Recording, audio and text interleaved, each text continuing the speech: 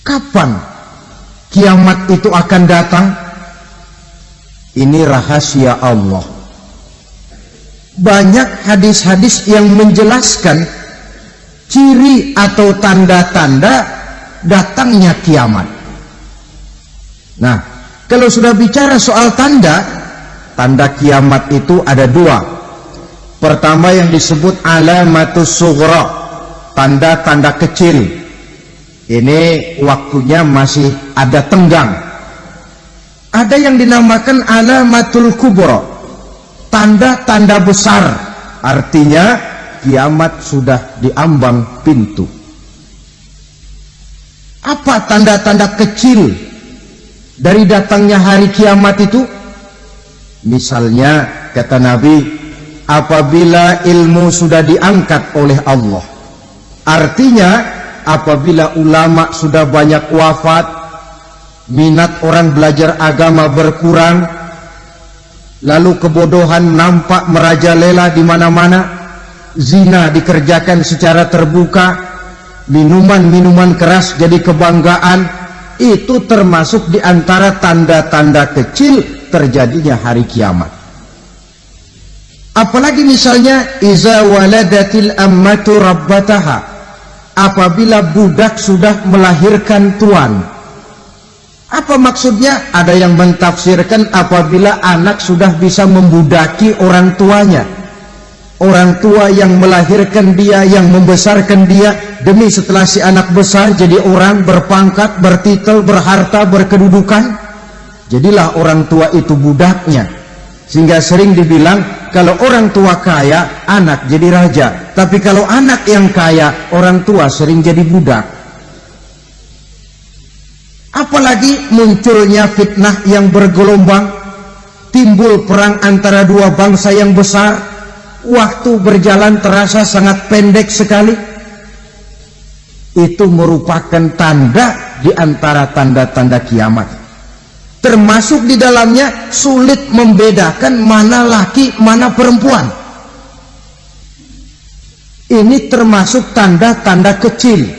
Masih ada tenggang sampai akan terjadinya kiamat itu.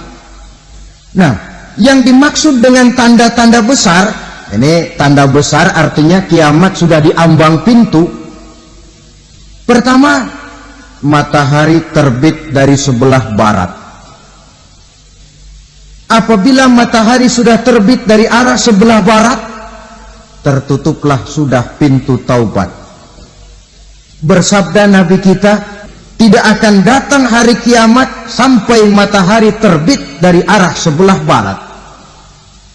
Manakala matahari telah terbit dari arah sebelah barat, manusia banyak menyaksikan itu, mereka pun lalu beriman.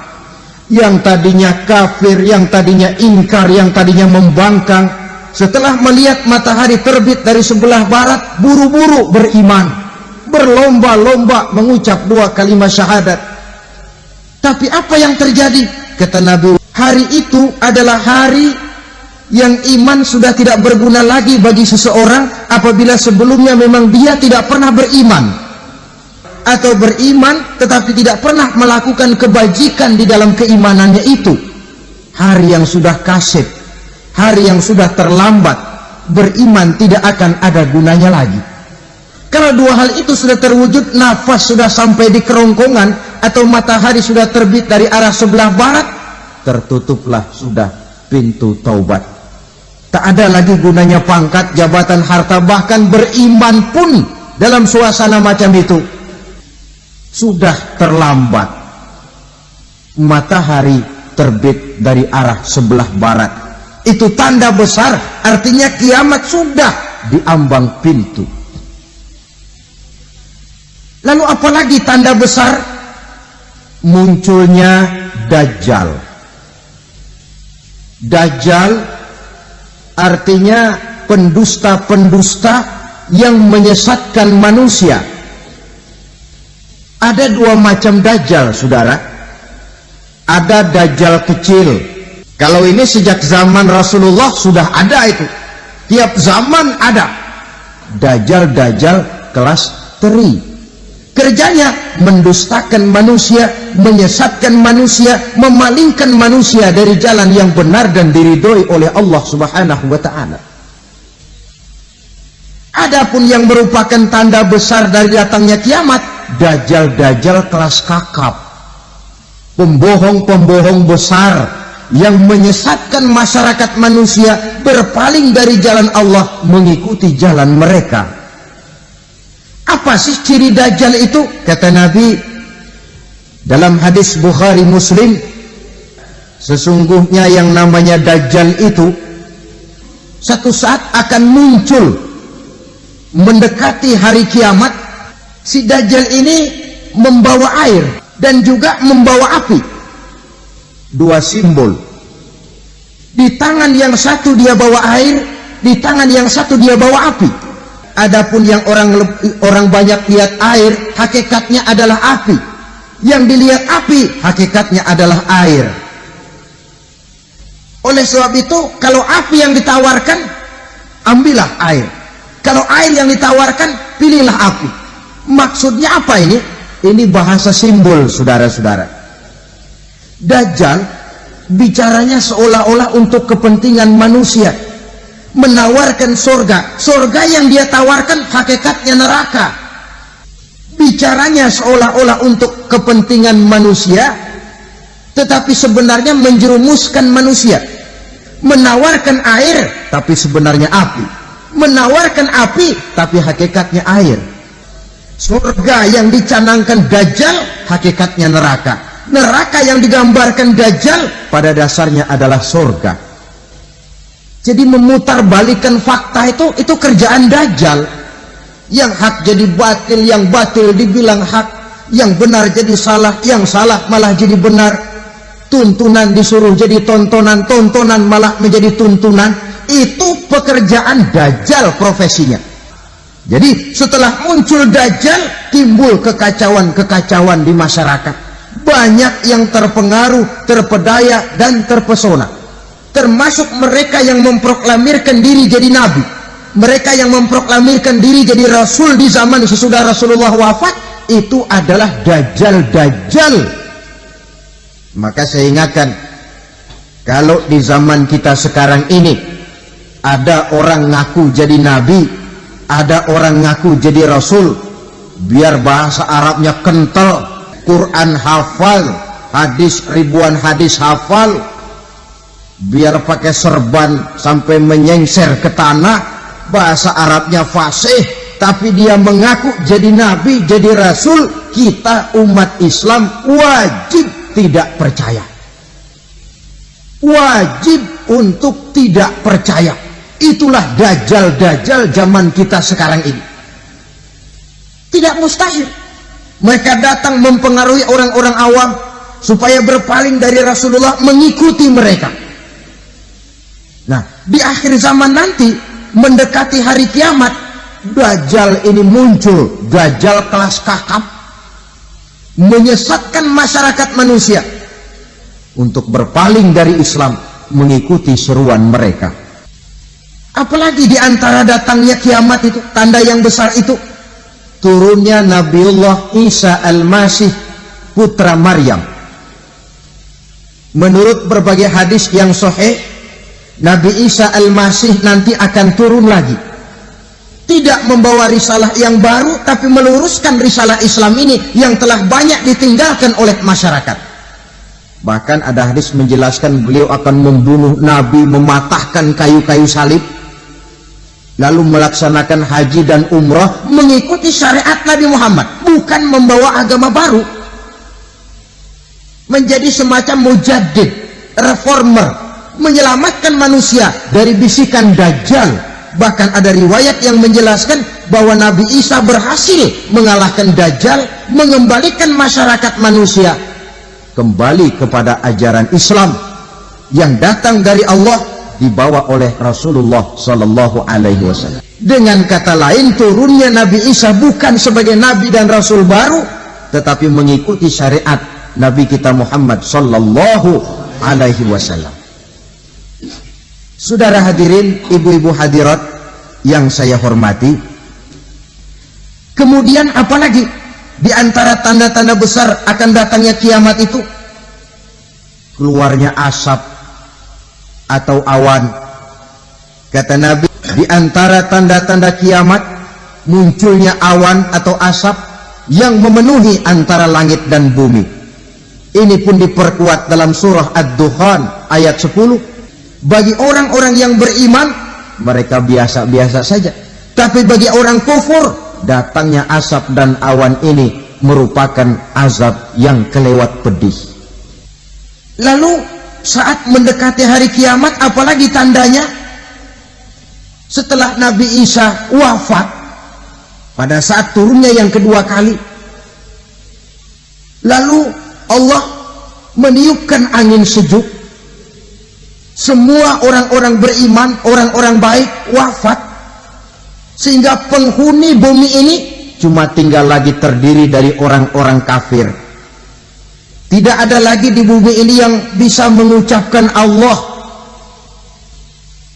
Sehingga dalam hadis qudsi itu ada keterangan, Allah pernah pesan kepada malaikat Israfil. Kata Allah, hai Israfil, apabila kau dengar di permukaan bumi masih banyak orang yang mengucapkan Allah, Allah, maka tunda sangkakala kiamat itu 40 tahun. Untuk apa? Menghormati orang yang mengucapkan Allah, Allah itu. Wah, jadi karena sekarang masih banyak yang mengucapkan Allah, besar hatilah kita, masih jauh kiamat itu. Tidak ada lagi orang-orang muslim. Seluruh penduduk dunia ini kafir.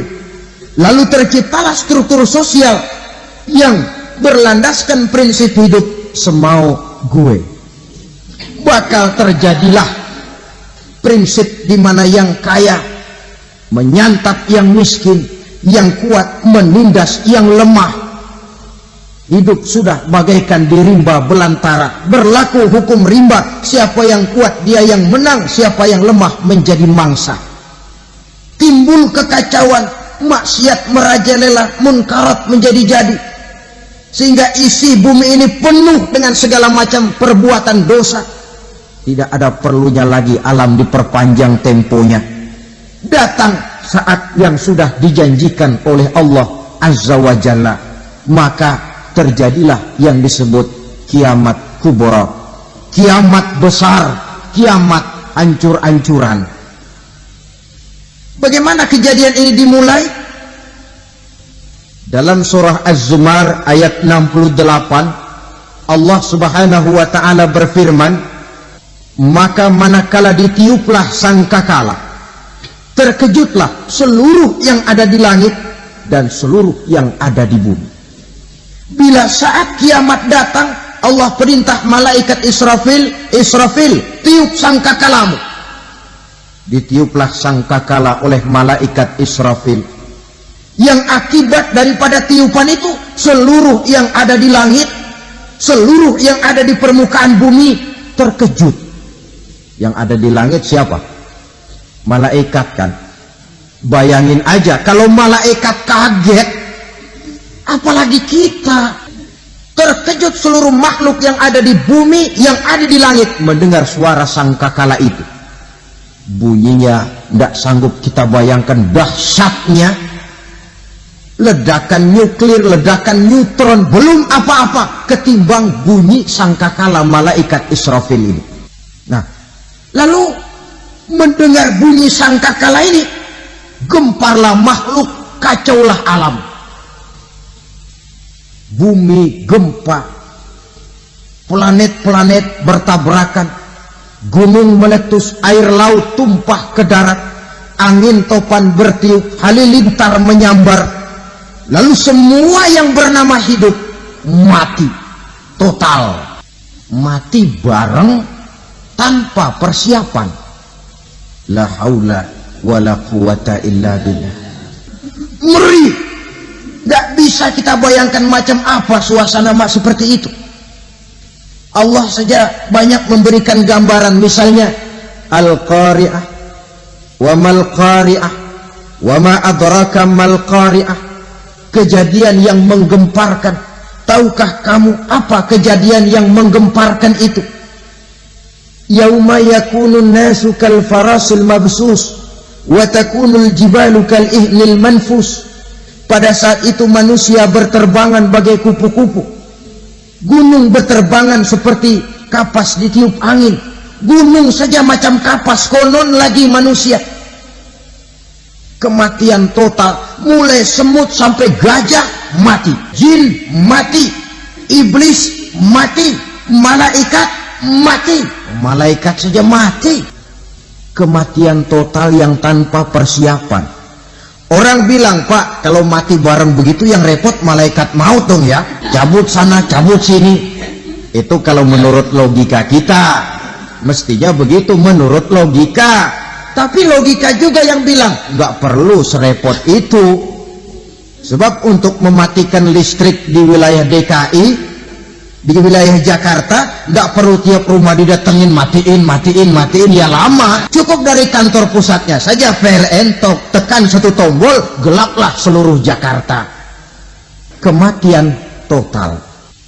Lalu setelah kematian total, planet-planet juga mati, dalam arti tidak bergerak dan beredar. Angin mati, dalam arti tidak bertiup. Air mati, dalam arti tidak ada riak gelombang. Pokoknya semua mati. Kullu nafsin za'iqatul maut, semua yang bernafas mati. Dalam ayat, semua yang ada di permukaan bumi fana, yang kekal cuma Allah subhanahu wa ta'ala. Yang paling belakang mati malaikat maut dan malaikat Israfil, tapi mati juga sesuai dengan janji Allah. Menurut hadis Bukhari Muslim dari Abi Hurairah, masa tenggang waktu antara kematian total pada tiupan sangkakala pertama dengan proses kebangkitan pada tiupan sangkakala kedua 40 lamanya. Tidak dijelaskan oleh Abi Hurairah 40 jam, apa 40 hari, apa 40 tahun. Hadis-hadis cuma menyebutkan 40 saja. Sunyi alam yang tinggal cuma Allah saja lagi. Ketika itu Allah berseru-seru, katanya, siapa para penguasa hari ini? Mana itu raja-raja dan penguasa yang dulu mengaku jadi Tuhan? Fir'aun, mana Fir'aun sekarang? Yang dulu jadi raja, merasa berhasil, sombong, lalu tidak mau turun-turun dari kekuasaannya, sampai kepada puncak kekurang ajarannya mengangkat diri jadi Tuhan. Mana itu Fir'aun? Namrus, mana sekarang Namrus? La ilaha illa ana, ternyata tidak ada Tuhan lain selain daripada aku, kata Allah. Proses kemudian, saudara-saudara, turunlah hujan dari langit. 40 lamanya hujan itu, tidak jelas juga 40 jam atau 40 hari. Setelah air turun membasahi, datanglah tiupan sangkakala yang kedua. Semua yang bernama mati bangkit dari kuburnya masing-masing. Ini yang disebut Yaumul Ba'thi, hari kebangkitan. Allahu Akbar. Pada saat kita bangkit dari kubur kita masing-masing, kumpul di padang mahsyar namanya. Bayangin aja, saya sendiri nggak sanggup bayangin. Manusia sejak zaman Adam sampai zaman kiamat kumpul bareng di tempat sama. Berapa banyaknya itu.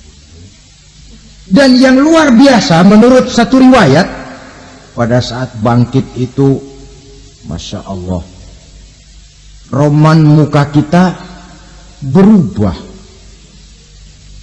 disesuaikan dengan amalan kita waktu di dunia ini. Barang siapa yang waktu di dunia amalannya itu amalan tikus,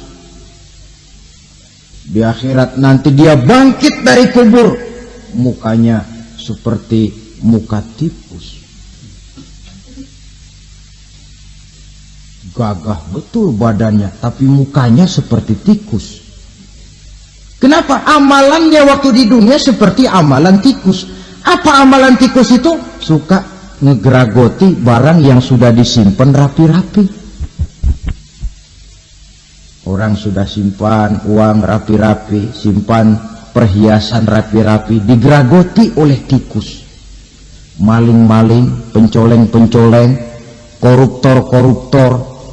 Itu nanti di akhirat nanti kita lihat mukanya seperti muka tikus. Oh, ini waktu di dunia suka nyolong,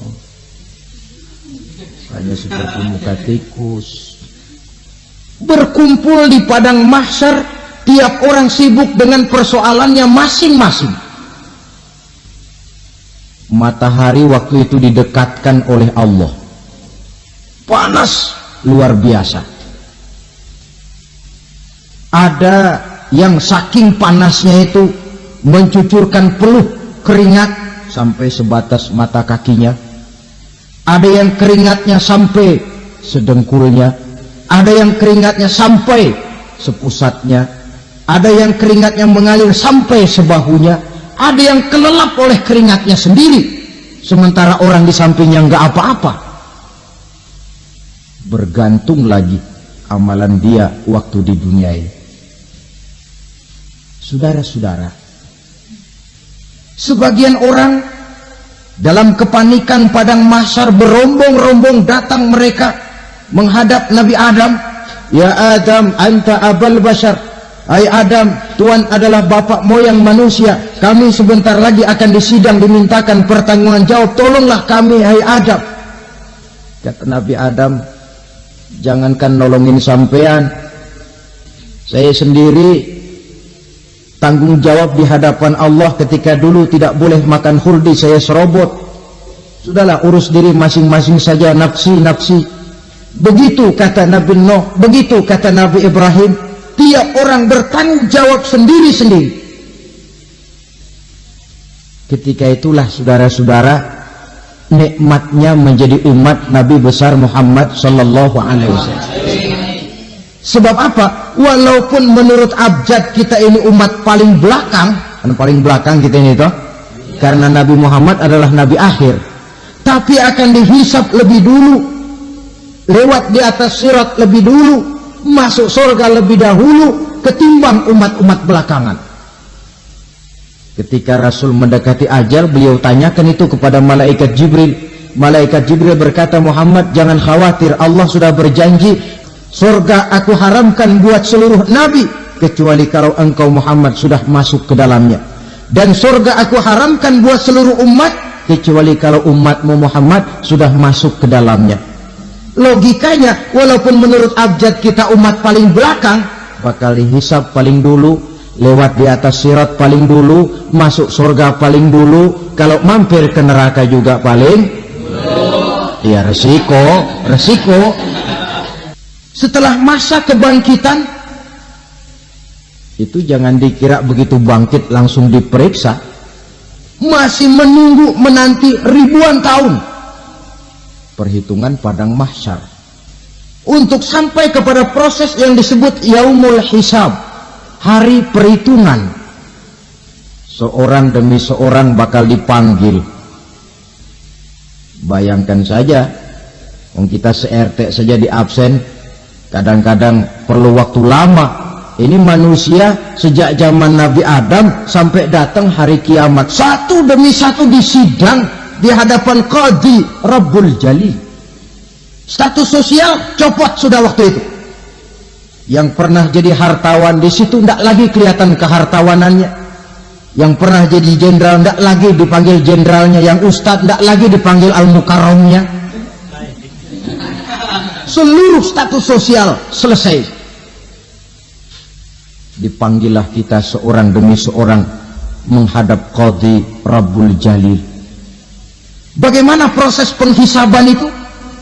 Pertama, proses tanya jawab. Di antaranya ada hadis menyatakan, lan tazula qadama 'abdin yaumal qiyamah hatta yus'ala an arba'i khisalin. Besok di hari kiamat tidak akan bergeser telapak kaki seorang hamba sampai dia ditanya lebih dulu tentang 4 persoalan. Tentang ilmunya, kemana ilmu itu diamalkan. Tentang umurnya, di mana umur itu dihabiskan. Tentang masa mudanya, kemana masa muda itu dipakai. Tentang hartanya, dari mana harta itu didapat dan kemana harta itu dibelanjakan. Ini termasuk proses tanya jawab. Jadi kalau istilah pengadilan dunia, nama Fulan bin Fulan, kamu waktu di dunia diberikan umur panjang untuk apa? Pernah mengalami masa muda, kemana kau habiskan masa remajamu? Kau diamanahkan ilmu, dengan apa ilmumu kau amalkan? Kau diberikan harta, dari mana harta kau dapat, kemana kau belanjakan? Tak seorang pun yang bisa mungkir. Sebab apa? Dikala itu yang menjadi saksi bukan orang. Yang menjadi saksi adalah seluruh anggota badan kita. Tangan bicara, kaki jadi saksi terhadap seluruh amalan yang pernah kita kerjakan pada saat kehidupan di alam dunia ini. Selesai proses tanya jawab, lalu diperlihatkan buku catatan kita waktu hidup di dunia ini. Jangan lupa Allah itu menyiapkan 2 superkomputer kepada kita, sebelah ditempelin sebelah kanan, yang sebelah tempelin di sebelah kiri. Komputer itu namanya Raqib dan Atid, 2 malaikat yang apabila baik kita lakukan, refleks saja akan menulis kebajikan kita. Jahat kita kerjakan akan tertulis. Catatan itu nanti diperlihatkan kepada kita. Alangkah malunya pada saat diperlihatkan catatan kita, buku rapot kita merah melulu. Tidak cukup diperlihatkan buku catatan kehidupan, rekaman kehidupan.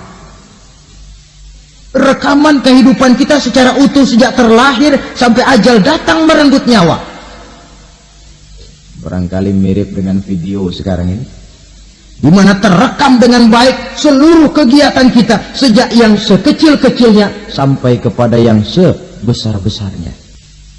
Untuk kemudian kita pun menerima balasan. Kalau baik, ya baik balasannya. Kalau jahat, ya jahat juga balasannya. Catatan-catatan kita diberikan.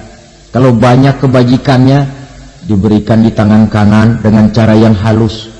Kalau banyak kejahatannya, diberikan dari sebelah kiri atau dilempar dari belakang. Itulah sebabnya sejak di dunia ini kita sudah mohon kepada Allah. Ketika berwudu membasuh tangan kanan, apa kita bilang? Allahumma a'tini kitabi biyamini wa hasibni hisaban yasira. Ya Allah, berikan saya kitab di tangan kanan, dan kalau saya memang perlu dihisab, hisablah saya yang seringan-ringannya. Tangan kiri berlindung kita kepada Allah. Jangan sampai diberikan kitab di tangan kiri atau dari arah sebelah belakang. Dari arah sebelah belakang, na'udzubillah min dzalik. Setelah selesai lewat proses penghisaban, lewat mizan, timbangan, maka yang sudah selesai dihisab itu bergeraklah menuju sirat, jembatan yang terbentang menuju surga melalui neraka. Saudara-saudara, panjangnya perjalanan sirat itu memakan waktu ratusan tahun. Tetapi orang yang lewat di atas sirat pun macam-macam, bergantung amalannya ketika di dunia ini. Ada yang lewat di atas sirat itu kalbarkil khatib, seperti kilat yang menyambar, lep, sudah sampai dia di surga. Cepat bukan main. Ada yang lewat di atas sirat itu seperti orang lari-lari. Ada yang lewat di atas sirat itu seperti orang jalan biasa. Ada yang sambil merangkak, ada yang sambil ngesor, ada yang sambil gelayutan, ada yang selamat sampai ke ujung ke surga, ada yang tergelincir jatuh masuk ke dalam neraka, bergantung amalannya dalam kehidupan di dunia sekarang ini. Tiap kita akan melewati yang namanya sirat ini. Dengan demikian, mereka yang selamat melalui sirat sampai ke terminal akhir surga. Mereka yang ketika dihisab ternyata banyak kejahatannya daripada kebaikannya, mereka singgah di dalam neraka. Adapun orang-orang yang beriman, menurut ayat Quran dan hadis Nabi itu nanti ada bermacam-macam. Ada orang beriman itu yang dimasukkan surga, ada orang beriman itu yang dimasukkan ke dalam surga, ada orang beriman itu yang disebut penduduk surga. Kenapa lain-lain, Pak? Karena waktu di dunia amalannya juga lain-lain. Ada orang beriman yang masuk surga, ini paling murah tiketnya. Kata Nabi begini, kalau seorang hamba sudah mengucap 2 kalimat syahadat, dia yakin dengan kebenaran kalimat itu sampai matinya, orang itu akan masuk surga. Abi Dzar yang waktu itu diajak bicara heran, ya Rasul kok gampang betul? Iya, walaupun orang itu mencuri, iya, walaupun orang itu berzina, iya, biar dia mencuri, biar dia berzina, kalau dia sudah mengucap 2 kalimat syahadat, dia yakin dengan kebenaran kalimat itu sampai matinya, itu orang akan masuk surga. Jadi masuk surga cukup 2 kalimat syahadat, yakin sampai mati, masuk surga. Itu perkara masuk. Tapi kalau pertanyaannya diterusin, masuknya kapan, Pak? Nah, ini lain lagi urusannya. Sebab ada yang masuknya itu langsung, ada yang mampir dulu. Di sana tempat cuma 2, kalau tidak surga, neraka. Mau ke surga, tapi mampir dulu. Yang mampirnya jelas di neraka.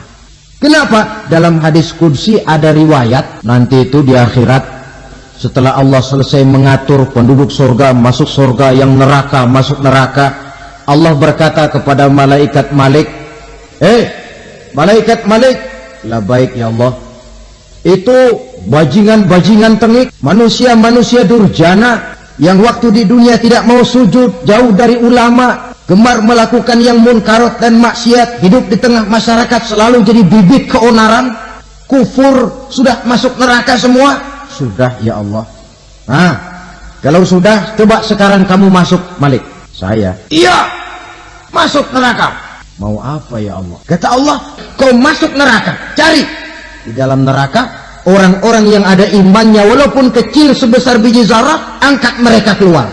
Masuk malaikat Malik ke neraka, cari orang yang ada imannya, korek-korek, ya repot, udah pada gosong. Yang ada imannya diangkat ke atas, yang ada imannya diangkat ke atas, lalu dimandikan di Nahrul Hayat, namanya sungai kehidupan di akhirat nanti. Cakep lagi rupanya, bersih lagi wajahnya, apel di hadapan Allah.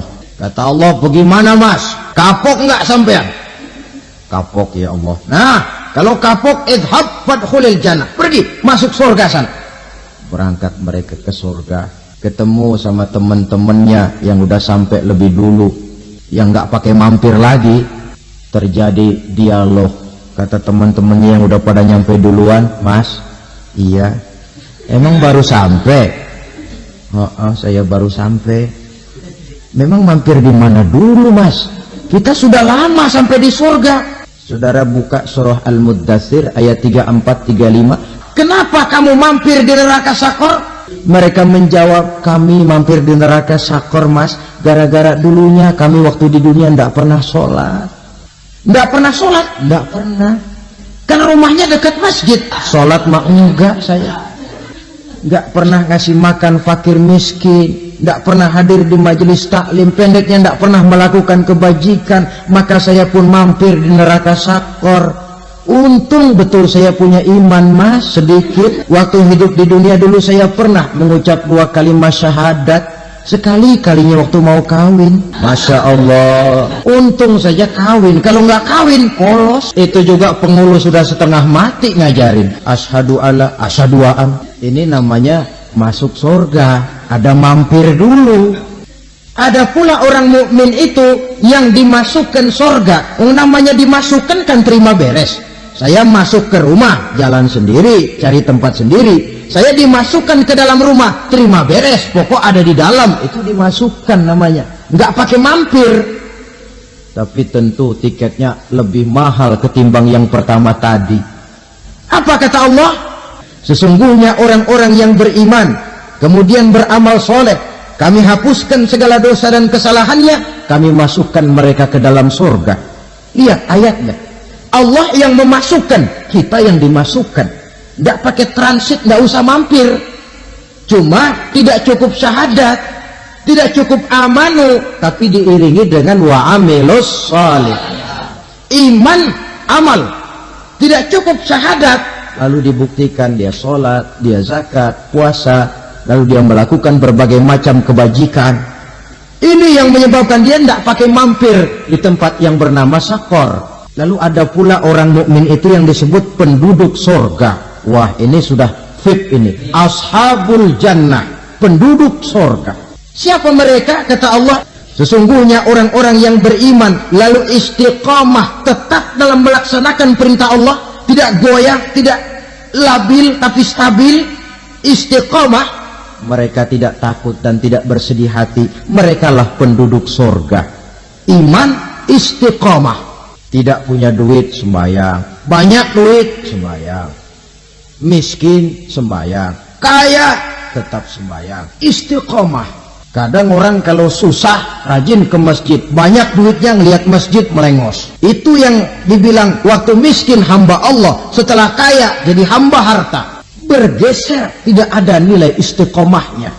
Saudara-saudara, dengan begitu penduduk neraka itu dua. Ada penduduk permanen, ada penduduk yang semi permanen. Yang semi permanen orang-orang beriman yang mempunyai dosa besar. Mereka masuk ke neraka untuk menerima azab sesuai dengan dosanya. Bila selesai masa azab itu, mereka akan diangkat untuk ditempatkan kembali ke dalam surganya Allah Subhanahu wa ta'ala. Apabila selesai proses penghisaban, proses penghitungan, maka dikala itulah manusia terbagi dalam dua kelompok besar. Sekelompok orang-orang beruntung yang masuk ke dalam surga, dan sekelompok lagi masuk ke dalam neraka.